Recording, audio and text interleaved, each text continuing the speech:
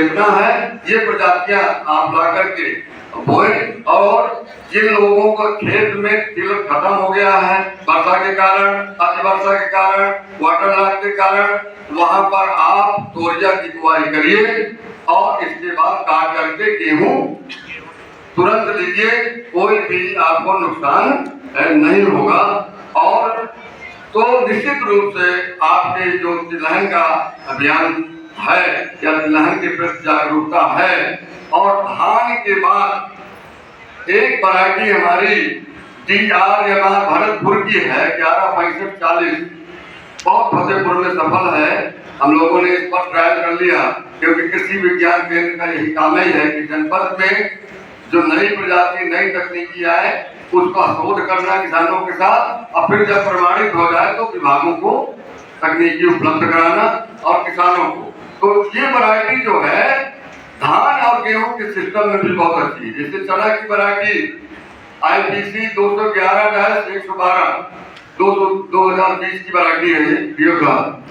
तो ये बहुत अच्छा धान और गेहूं के जो क्रॉपिंग सिस्टम में फसल चक्र में हमको दलहनी अगर शामिल करना है तो चना, और बजरंग सिंह को पता होगा कि उदय प्रजाति को बहुत धूम मचाया धान के बाद, और हाँ बहुत ही सफल रही और विलंब में भी चली। तो देखिए प्रजातियां हैं, तकनीकी है, और मुझे लगता है कि तकनीकी जानकारी न होने के कारण हमारा खेत खराब हुआ है, हमारा पानी बर्बाद हुआ है, हमारा रुपया बर्बाद हो रहा है। धान में हम लोगों ने एक तकनीकी बताई थी कि आधा यूरिया से कम प्रयोग करना पड़ेगा, परंतु भरे पानी में यूरिया मत डालो। क्यों मैं बताया था? अब भरे पानी में ही डालते हो। हमने बताया था कि 10 किलो डालोगे तो 3 किलो मिलेगा, 7 किलो, क्योंकि यूरिया को कहते हैं ये चल खाद है और DAP को कहते हैं अचल खाद, झगड़ालू खाद है। बंटने में भी झगड़ा कराती है और खेत में भी जाके दूसरे पोषक तत्वों की अनुपलब्धता को घटाती। तो हमने आपको बताया था। अच्छा, कोई किसान बताएगा कि क्या तकनीकी हमने बताया था? नहीं तो बस भाषण हो जाएगा, सुनने को चले जाओ।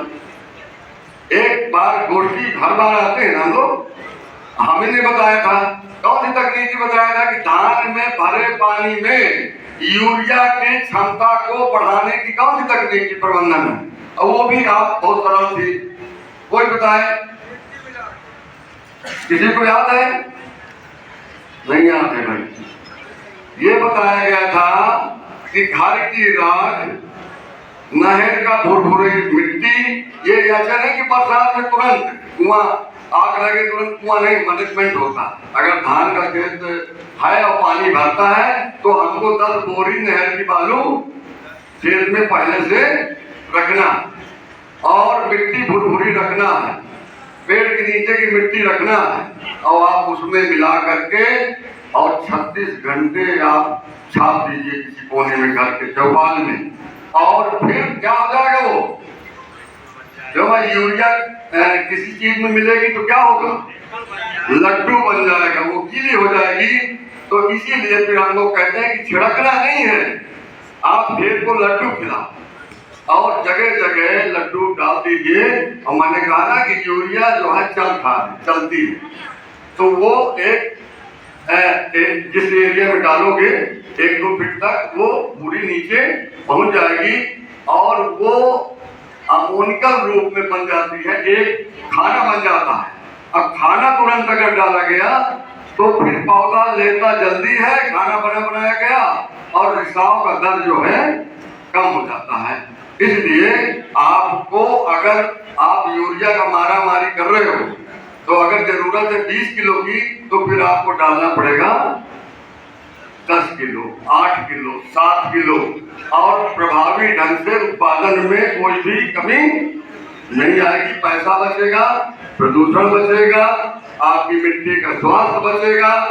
तो इस तरह की अगर तकनीकी प्रबंधनों के साथ, क्योंकि जिले में उर्वरकों के उपयोग की बहुत गलतियां हो रही। देखिए ये मंच ऐसा है, हमारे जिलाधिकारी महोदय बैठे सब लोग हैं, सारे अधिकारी